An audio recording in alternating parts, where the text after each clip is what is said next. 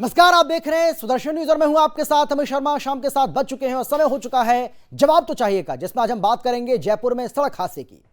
29 सितंबर 2023 को जयपुर में सड़क हादसे में एक मुस्लिम युवक की मौत हो जाती है, जिसके बाद जयपुर में जिहादी झुंड का नंगा नाच देखने को मिलता है।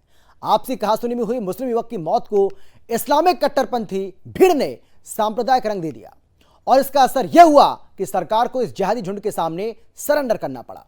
सरकार ने चुनावी नफा नुकसान को देखते हुए उसका आकलन करते हुए पीड़ित परिवार के लिए बड़े मुआवजे की घोषणा कर दी।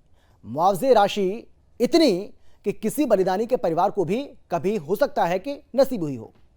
50 लाख तो मिले ही, साथ ही परिवार के एक सदस्य को संविदा पर नौकरी और डेयरी बूथ की घोषणा कर दी गई।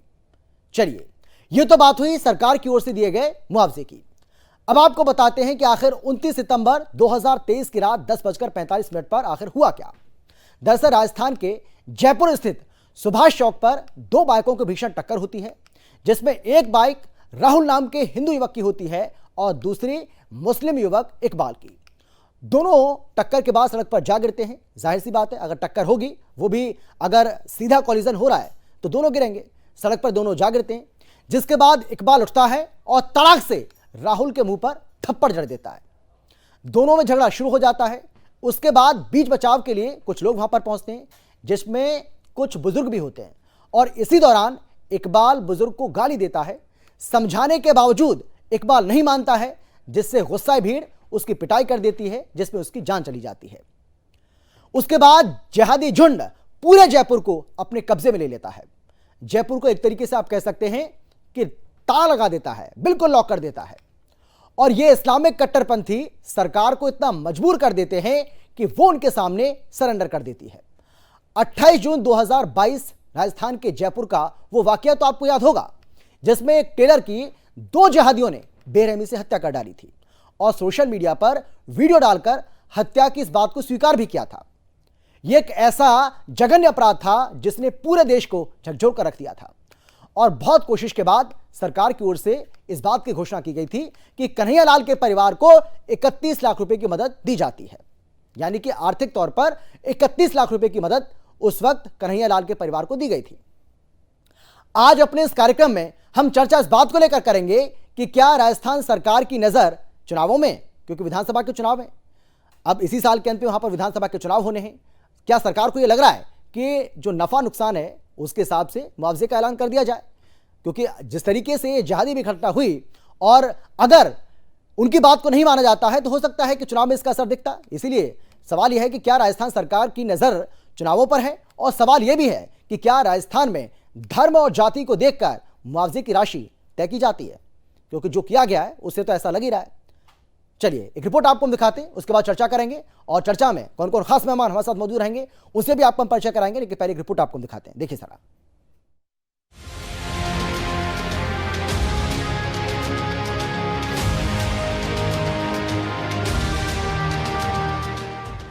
भारत एक लोकतांत्रिक देश है जहां सभी को समान अधिकार मिलते हैं, लेकिन यहां कुछ राज्य ऐसे हैं जहां धर्म के आधार पर लोगों के साथ भेदभाव किया जाता है। राजस्थान इसका जीता जागता उदाहरण है, जहां की गहलोत सरकार धर्म के नाम पर, जाति के नाम पर भेदभाव करती है। 28 जून 2022 राजस्थान के उदयपुर में एक टेलर की दो जिहादियों ने बेरहमी से हत्या कर डाली थी और सोशल मीडिया पर वीडियो डालकर हत्या की बात को स्वीकार भी किया था। यह एक ऐसा जघन्य अपराध था जिसने पूरे देश को झकझोर कर रख दिया। पूरे देश में इस हत्या को लेकर लोग सड़कों पर उतर आए और फिर शुरू हुआ विरोध प्रदर्शन का दौर। जब गहलोत सरकार को अपनी कुर्सी हिलती नजर आई, तब गहलोत सरकार ने मुआवजे की रेवड़ी कन्हैयालाल के परिजनों को दी थी। अब बात करते हैं 30 सितंबर 2023 की, जब जयपुर में सड़क हादसे में एक मुस्लिम युवक की मौत हो जाती है। बताया जा रहा है कि युवक घटना के बाद वहां खड़े बुजुर्गों को गाली देता है, जिसको लोग समझाते हैं। जब ये नहीं मानता तो उग्र भीड़ उसकी पिटाई कर देती है और अस्पताल में उसकी मौत हो जाती है। उसके बाद शुरू होता है जिहादी झुंड का नंगा नाच, जो पूरे जयपुर को अपने कब्जे में ले लेता है और ये इस्लामिक कट्टरपंथी सरकार को इतना मजबूर कर देते हैं कि वो उनके सामने सरेंडर कर देती है। गहलोत सरकार ने चुनावी माहौल और तुष्टीकरण की अपनी नीति के तहत मृतक इकबाल के परिजनों को 50 लाख रुपए मुआवजा, परिवार के एक व्यक्ति को संविदा पर नौकरी देने और एक डेयरी बूथ की घोषणा कर दी। ऐसे में अब सवाल ये उठता है कि राजस्थान सरकार की नजर क्या चुनावों पर है, और सवाल ये भी क्या राजस्थान में धर्म और जाति देखकर मुआवजे की राशि तय की जाती है। Bureau report, Sudarshan news.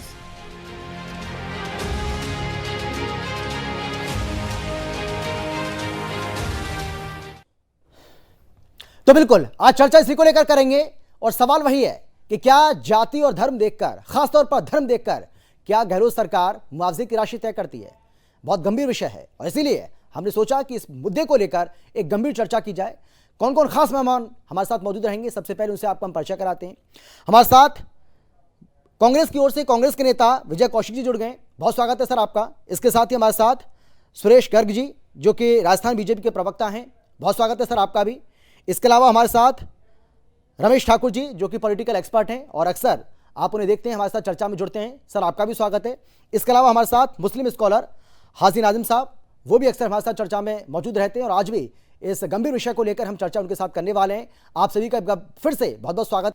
तो जिहादी झुंड के सामने सरकार का सरेंडर, इसी को लेकर हम चर्चा करेंगे, क्योंकि देखिए किस तरीके से गहलोत सरकार की ओर से 50 लाख रुपए मुआवजे का ऐलान कर दिया गया, संविदा पर नौकरी दे दी गई, और इन सब के अलावा डेयरी बूथ का ऐलान भी कर दिया गया। यानी कि आप देखिए कि एक व्यक्ति की जान चली जाती है सड़क हादसे में, हालांकि बाद में मारपीट होती है और उस मारपीट में जान उसकी चली जाती है, लेकिन शुरुआत कैसे होती है, कौन इसकी शुरुआत करता है, और किस तरीके से स्थितियां जो हैं वो बनती हैं, परिस्थितियां किस तरीके से बनती हैं, उसके बाद उसकी जान चली जाती है। लेकिन उसके बाद किस तरीके से गहलोत सरकार उसके समर्थन में आ खड़ी हुई और सरेंडर कर दिया इस इस्लामिक कट्टरपंथी भीड़ के सामने, उसी को लेकर हम चर्चा करेंगे। सबसे पहले मैं आपके पास आना चाहता हूं विजय कौशिक जी, स्वागत है आपका। मुस्कुरा भी रहे, लेकिन सवाल मेरा आपसे यह है, किस बात का डर था गहलोत सरकार को 50 लाख रुपए की मुआवजा राशि, एक जो बलिदानी होता है ना, जो हमारा जवान होता है, जो बॉर्डर पर अपनी जान देता है, इस देश के लिए अपनी जान को न्यौछावर करता है, हो सकता है उसको भी 50 लाख रुपए की मुआवजा राशि ना मिलती हो,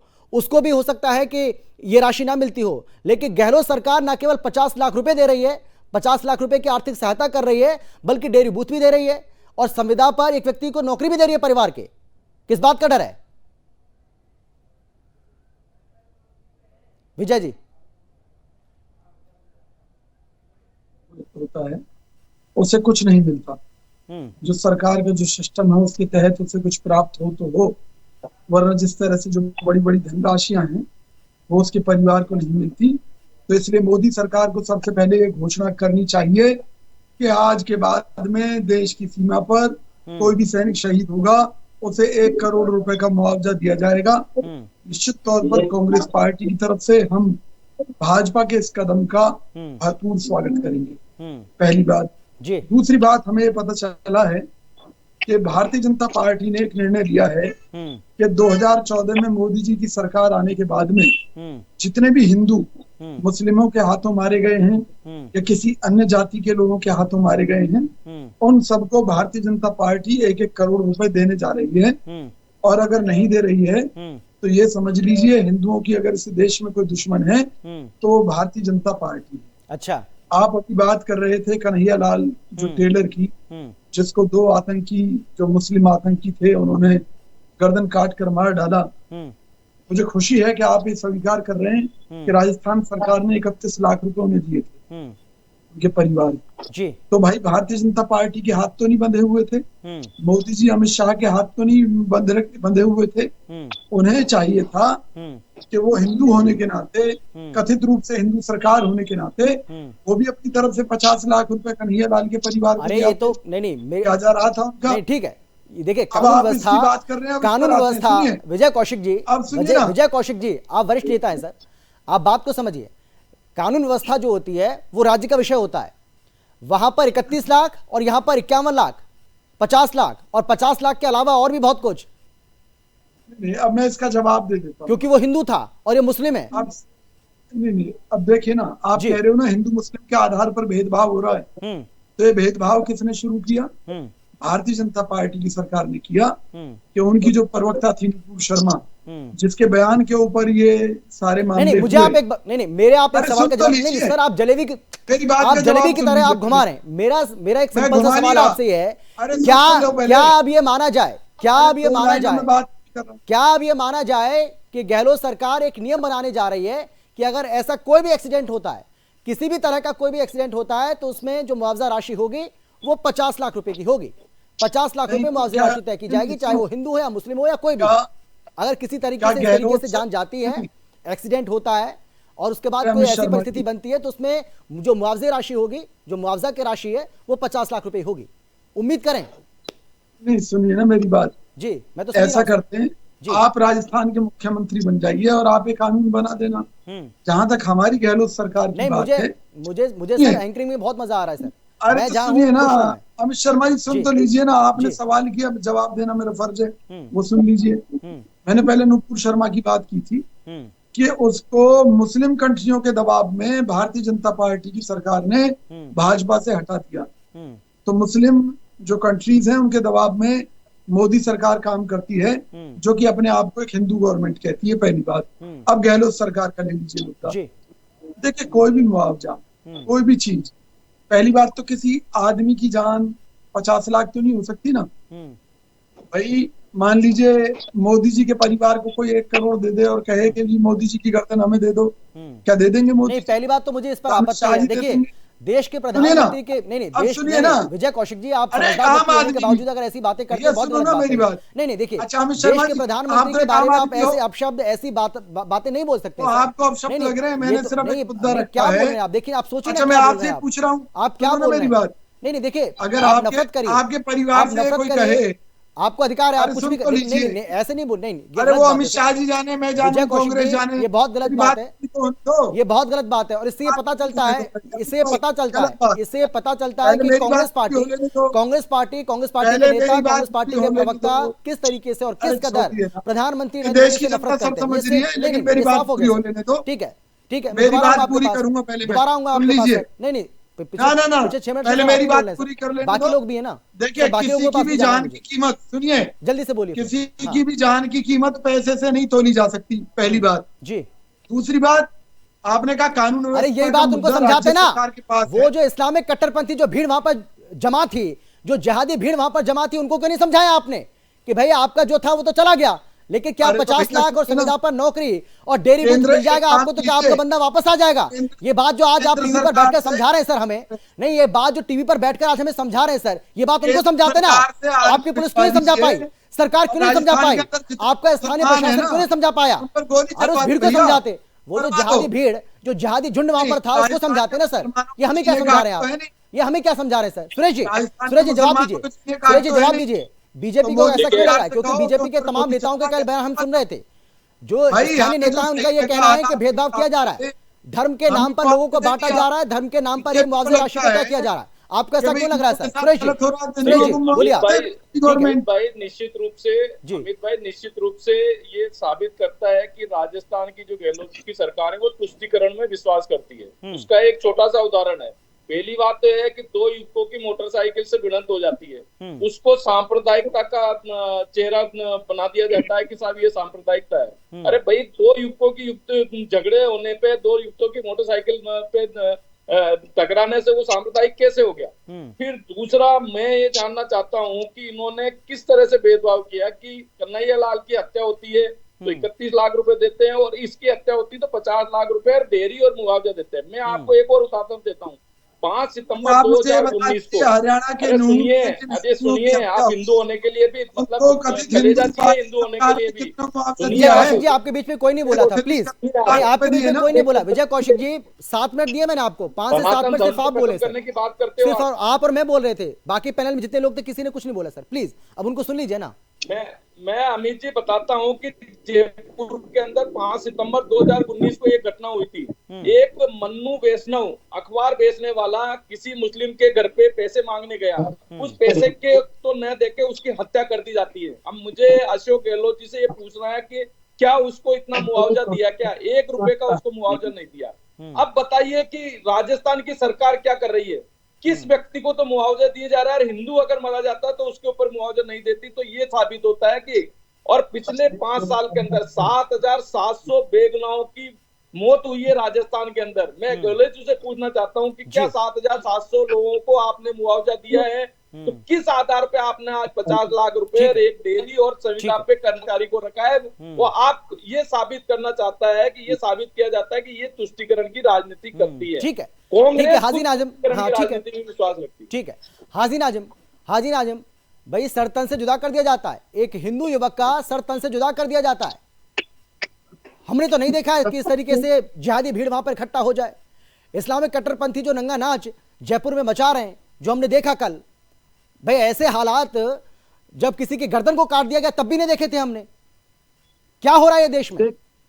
देखिए अमित जी, अभी मैं आपको बता, देखिए मैंने बहुत ही शालीनता से आप की बातें सुनी, मेरी बात आप बड़ी शालीनता से सुनी। देखिए भारत के अंदर एक तो मुसलमान और दूसरी बहन बेटी हमारी जो महिलाएं वो सुरक्षित नहीं है। जैसे अभी आपने देखा होगा कि दिल्ली के अंदर एक प्रसाद उठाने पर इसरार को मार दिया जाता है आतंक की भीड़ द्वारा, और उसी तरीके से जिस तरीके से राजस्थान के अंदर एक मोटरसाइकिल से टकरा जाती है तो इकबाल को मार दिया जाता है। और आप ये कहते हैं कि जिहादी भीड़ वहां पे आई, और ये आपने ये नहीं कहा वो जिहादी भीड़ कौन थे? उन्होंने कोई लड़ाई नहीं करा, उन्होंने सिर्फ अपनी बातें रखी है। उन्होंने कहा कि इकबाल को क्यों मार दिया गया? सुनिए अमित जी, जिस तरीके से भारत के अंदर मुसलमानों को चुन चुन कर मारा जा रहा है ये बहुत ही गलत है। हर और बात में आप ये कहते हैं कि उनकी जान का सौदा 50 लाख देने से उनकी जान क्या वापसी आ जाती है? नहीं चाहिए हमें इससे 50 लाख, हमें सिर्फ और सिर्फ हमारे जो अपने भाई है उनको इंसाफ चाहिए। अरे 50 लाख तो नहीं,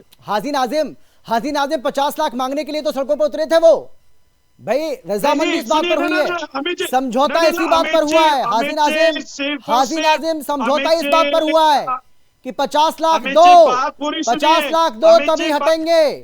50 लाख मिल गए उसके बाद ही हटे सर। हाजी नाजिम 50 लाख मिलने के बाद ही हटे।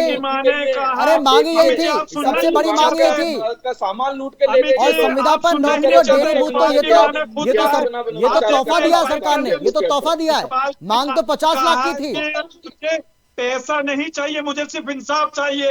अब एक बात बताइए, हर किसी के घर कचरा यूं ही बुझा दिया जाता और ये उसको बाद में पैसा देगा उसके घर वालों को, ये कहा जाएगा कि आपकी मदद करी जाए। ये सब मनु वैष्णव की हत्या की थी तब क्यों नहीं मुआवजा दिया? बता दीजिए, अमित जी इनसे पूछिए मनु वैष्णव को क्यों नहीं दिया फिर इतना मुआवजा? उसको इंसाफ मिलना चाहिए अमित जी। अब ये बताइए उज्जैन के अंदर जिस तरीके से एक बेटी को नंगा घुमा गया और वो देखिए क्या हुआ उसके साथ।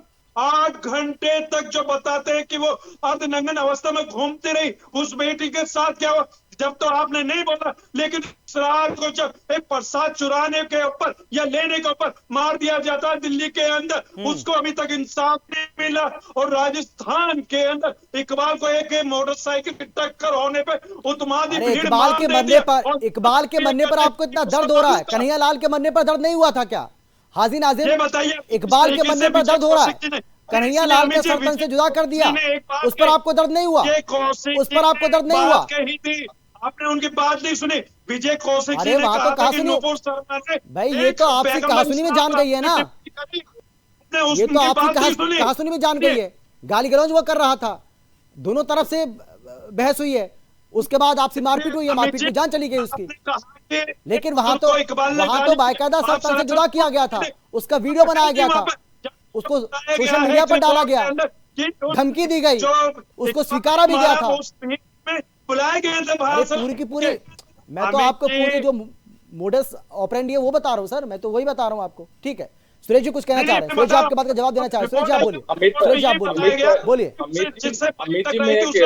ठीक है हाजी नाजिम आऊंगा मैं आपके पास, हाजी नाम लौट जल्दी हाँ ठीक है। अमित जी मैं ये कहना चाह रहा हूँ, अभी रमेश जी के पास में गया भी नहीं, जल्दी से। इन्होंने इधर उधर की बात कर ली, लेकिन मैं कह रहा हूँ कि मनु वैष्णव जो एक अखबार बेचने वाला व्यक्ति, एक गरीब परिवार का बच्ची जो अखबार बेचने वाला व्यक्ति, वो उसकी उधारी मांगने गया और उसकी कुल्हाड़ी से हत्या कर दी जाती है। उसके बारे में कांग्रेस के प्रवक्ता से कोई शब्द नहीं निकले, न हाजी नाजिम सिंह से कोई शब्द नहीं निकले कि भाई उसकी हत्या की, उसको मुआवजा क्यों नहीं दिया गया। तो इससे बोलने देगा जब तो शब्द निकालेंगे। क्या वाहियात बात कर रहे हैं आप यहाँ चैनल पर? बताइए ना, उसकी भी हत्या भाई जब हमसे क्वेश्चन किया जाएगा, जब जवाब देंगे, मुआवजा दिया बता दीजिए। ये जबरदस्ती बोलने लगे। 4 लाख रुपए का मुआवजा दे दिया। अब तो जवाब दीजिए ना, अब तो पूछ रहे हैं, जवाब दीजिए। मैं ये कह रहा हूँ, 50 भारतीय जनता पार्टी की अगर ये मानती है सुरेश जी हो गया, गहलोत आपने सरकार सवाल के पूछा और समय जवाब दे में रहे हैं। हाँ ठीक है, हिंदुओं के बोलिए, हाँ बोलिए, अगर ठीक मोदी है, सरकार को ये लगता है, सुरेश जी सुनिए, हाँ बोलिए बोलिए। अगर मोदी सरकार को ये लगता है कि गहलोत जी के राज में हिंदुओं के साथ अन्याय हो रहा है, उनको मुआवजा जो मिलना चाहिए वो नहीं मिल रहा है, तो केंद्र सरकार अपने उससे दे दे, क्या दिक्कत जनता है? आ रही है, 2023 का चुनाव आ रहे हैं, दे दे जनता आपको दे दे 1 करोड़ रुपए। चलिए ठीक है, मैं आप दोनों के पास लौटूंगा, मैं आप दोनों के पास आऊंगा। रमेश जी, रमेश जी, राजस्थान में चुनाव है, इसीलिए जयपुर में तनाव है क्या? और क्या धर्म और जाति के आधार पर अब देश के अंदर मुआवजे की राशि तय की जाएगी क्या? रमेश जी देखिए अमित जी, इस पूरे मामले को जितना मैंने देखा है विजुअल के तौर पे जी, तो ये लगता है कि हम ये कहा जाता है कि हमारा देश कानून से चलता है, संविधान से चलता है, लेकिन ये जो तस्वीरें हैं ना, ये तस्वीरें देखने के बाद ये तस्वीरें तस्दीक उस बात का करती नहीं है। मुझे लगता है कि आज के समय में जो सरकारों पे ज्यादा दबाव बना ले और जो ज्यादा हंगामा काट ले, तो उसी हिसाब से उनको मुआवजा, उनको सुविधाएं वो सारी मिल जाती हैं। बिल्कुल सही बात। यहाँ पे चाहे इकबाल मरे, चाहे बबलू मरे, चाहे कोई हिंदू मरे, मेरी व्यक्तिगत संवेदना उनके साथ में है और ऐसा नहीं होना चाहिए किसी के साथ में। अगर किसी के घर का चिराग कोई अगर बुझता है तो वो पैसे के लिए मांग नहीं करेगा, वो ये नहीं कहेगा मुझे पैसा दे दो, मैं बहुत खुश हो गया, मेरा बेटा मरे या कोई मरे। इस तरीके का अगर कुछ सोचता है तो वो बहुत गलत सोचता है। दूसरी बात, अभी बीजेपी प्रवक्ता ने एक उदाहरण दिया किसी अखबार बेचने वाले का। अब मैंने पहले सेंटेंस में कहा कि आज समय ऐसा जो ज्यादा दबाव बना ले, अब उस बच्चे के पीछे कोई बोलने वाला नहीं होगा, किसी ने दबाव नहीं बनाया होगा और वो मामला रफा दफा हो गया। क्या हमारे इसीलिए काम करते हैं, भेदभाव और तुष्टिकरण? नहीं रमेश जी, यही तो हिंदुओं की सहिष्णुता है भाई, यही हिंदुओं की सहिष्णुता है। आप देखिए ना, वहां पर एक इकबाल की अगर जान चली जाती है तो पूरे जयपुर को अपने कब्जे में ले लिया जाता है, जयपुर को एकदम से सील कर दिया जाता है। चारों तरफ से आप देखिए किस तरीके से जो जिहादी झुंड है वो पहुंचता है, थाने का घेराव करता है, बाजार को बंद कराता है और सड़क को पूरी तरह से जाम कर देते हैं। लोगों को आने जाने में परेशानी होती है सर। कल पूरे दिन जयपुर बंद रहा है सर, इस बात का आपको पता होना चाहिए। अब मैं यही कह रहा हूं कि कन्हैया लाल की जान चली जाती है, किसी हिंदू की जान चली जाती है, हिंदू कभी इस तरीके से सड़क पर अगर उतरेगा, अगर प्रोटेस्ट करेगा भी, तो उसकी मांग होगी न्याय की। लेकिन यहाँ मांग न्याय की नहीं की गई है, यहाँ मांग न्याय की नहीं हो रही है, यहाँ मांग हो रही थी मुआवजे की। 50 लाख का मुआवजा दीजिए, उसके अलावा नौकरी दीजिए, डेयरी बूथ दीजिए, और वो जब मिल गया उसके बाद हट गए। देखिए आपके सामने सब। देखो अमित भाई, यहाँ पे एक चीज को आपको हमें समझना पड़ेगा। यहाँ पे अगर जो आप विजुअल आप देख रहे हो ना, उसमें एक सामान्य सी रोड रेज की घटना है, बिल्कुल हो जाती है, उसके बाद में फिर वो चीजें मॉब लिंचिंग में बदल जाती हैं। भीड़ आती है, ये भीड़ कई जगह काम कर रही है, एक स्टेट में काम नहीं करती है। और यहाँ पे बीजेपी की सरकार है, कांग्रेस की सरकार है, फलानी की सरकार है, उस चश्मे से हमें नहीं देखना। मुझे लग रहा है इस पूरे केस में कानून ने अपना काम सही से नहीं करा। सरकार को और लॉ एंड ऑर्डर को जो काम करना चाहिए था, कानून की दृष्टि में वो काम नहीं किया गया।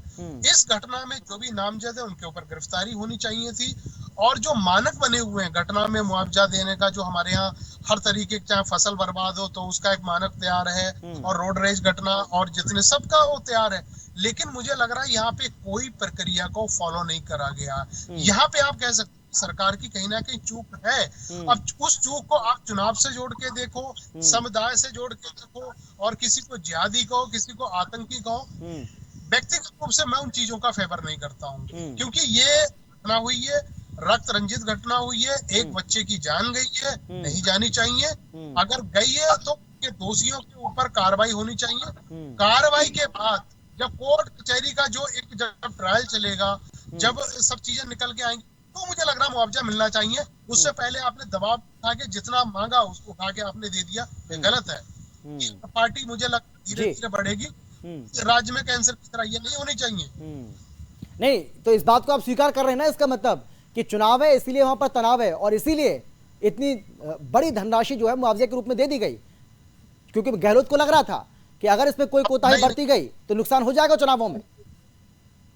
नहीं अमित भाई, मैं स्वीकार नहीं कर रहा हूं, और मुझे लग रहा है किसी भी सब इंसान को स्वीकार नहीं करना चाहिए, इस घटना को स्वीकार करना चाहिए। घटना बहुत संदिग्ध है, घटना रक्त रंजित है, किसी की जान गई है, और जान जिसकी गई है वो इकबाल है। नाम में नहीं जाना चाहिए, धर्म में ना जाना चाहिए, जान किसी की भी जा सकती है। उसके जगह अगर अमित शर्मा होता, रमेश ठाकुर होता, उसके साथ भी वही हादसा हो सकता था। उस हादसे से हमें बचने की जरूरत है। हमारे कानून, हमारे संविधान को सशक्त करने की जरूरत है। रमेश जी, यहाँ पर राहुल झगड़ा होता है, राहुल और इकबाल के बीच में, राहुल और इकबाल के बीच में ये झगड़ा होता है। दोनों में कहासुनी होती है, लात घुसे भी चलते हैं, थप्पड़ भी चलते हैं, भीड़ वहां पर इकट्ठा हो जाती है। उसके बाद गाली गलौज करता है इकबाल, उसको समझाने की कोशिश की जाती है, बुजुर्गों को गाली देता है, जो जानकारी मिली है हमें, जो कहा जा रहा है, जो आरोप लगाए जा रहे हैं। और उसके बाद ये जब मामला आगे बढ़ता है तो उसमें जो मारपीट होती है उसमें उसकी जान जाती है। ठीक है भाई, ये जांच का विषय हो सकता है, ये जांच का विषय हो सकता है। पुलिस अपनी जांच करेगी और पुलिस को जांच करनी भी चाहिए। पुलिस का ये कहना है 10 से 12 लोगों को राउंड अप किया है, 4-5 लोगों की पहचान भी हुई है। लेकिन सवाल यह है कि लापरवाही जो बरती गई है और जिस तरीके से सरकार ने सरेंडर किया है इस भीड़ के सामने, सवाल उसको लेकर पूछा जा रहा है। हाजी नाजिम, सवाल यह है कि ये जो भीड़ वहां पर पहुंची थी, अगर ये इकबाल के लिए न्याय की मांग करती तो अच्छी बात है, लेकिन वो मुआवजे की मांग कर रहे हैं। वो कह रहे हैं संविदा पर नौकरी दो, वो कह रहे हैं कि भैया हमें डेयरी बूथ दो, तो सवाल तो खड़े होंगे ही ना, आप न्याय कहां मांग रहे हैं? जी हाजी नाजिम।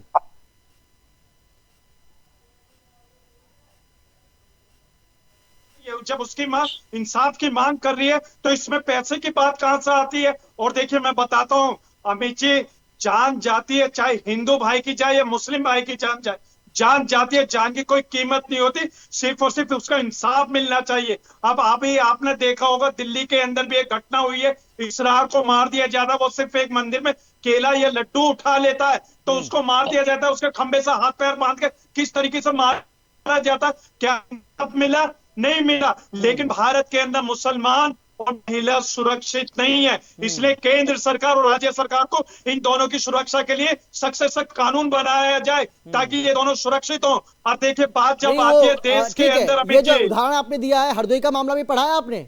मैं कल ही पढ़ रहा था सोशल मीडिया पर, हरदोई का मामला पढ़ा है आपने? एक हिंदू बच्चा गन्ने के खेत में जाता है, वहां से गन्ना ले लेता है। अब सुन लीजिए ना हाजी नाजिम, अगर आप दिल्ली का बता रहे तो मैं हरदोई का बता रहा हूँ आपको, मैं यूपी के हरदोई का बता रहा हूँ सर। हाजी नाजिम, एक छोटा सा मासूम बच्चा, हिंदू युवक गन्ने के खेत से गन्ना ले लेता है सर। अमित जी मैं तो हाथरस की भी बात कर रहा हूं, वो मुस्लिम होता है, वो उसकी जान ले लेता है। हरदोई का मामला है सर, ये कल परसों का मामला बता रहा हूं मैं कल परसों का मामला आपको बता रहा हूं सर।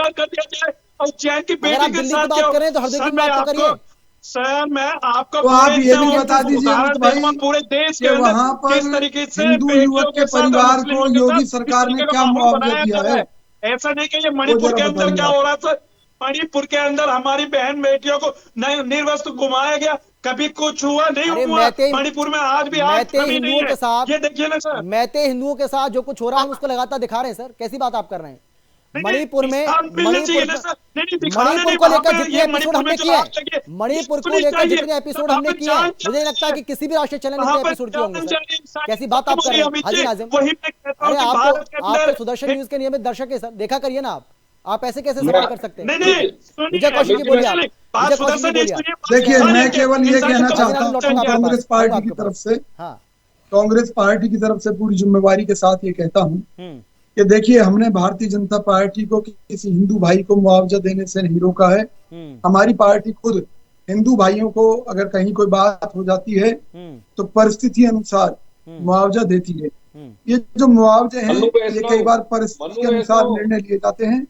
अगर भाजपा को ये लगता है कि इस युवक के परिवार वालों को जो 50 लाख मुआवजा है ये गलत घोषित किया है तो इन लोगों को कोर्ट में जाकर रोक लगवा देनी चाहिए। निश्चित तौर पर तंत्र में भाजपा को अधिकार है, लेकिन हम ये चाहते हैं कि अगर हरदोई में किसी मुस्लिम ने किसी हिंदू युवक की हत्या की है तो भाजपा चाहे उसे 1 करोड़ रुपए मुआवजा दे, कांग्रेस पार्टी उसका स्वागत करेगी। किसी की भी जान की भरपाई पैसे से नहीं हो सकती। देखिए अगर कानून व्यवस्था की स्थिति को लेकर ऐसे हालात बनते हैं कि किसी की मौत से कोई दंगा होने की संभावना है या कोई और हालात करने की संभावना है या पीड़ित का परिवार कोई मुआवजा मांग रहा है तो ये राज्य सरकार का फर्ज है कि उन पर ठीक है, प्रदेश के माहौल को। ठीक है सुरेश जी जवाब दीजिए, उनका क्या, सुरेश जी जवाब दीजिए। विजय जी का ये कहना है कि अगर आपको लगता है कि मुआवजे की राशि का गलत ऐलान किया गया है तो आप इसको चैलेंज करिए कोर्ट में।